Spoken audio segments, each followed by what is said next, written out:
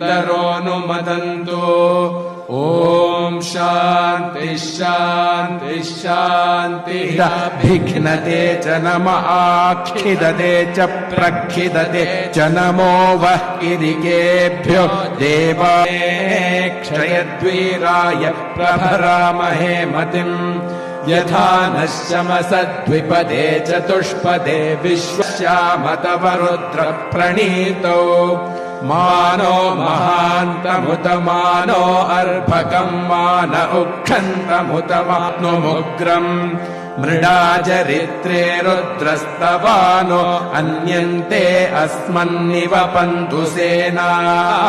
तस्मै रुद्राय नमो अस्तु। तमुष्टु हि यस्विषुः सुधन्वा यो विश्वस्य क्षयति मे भगवत्तरः।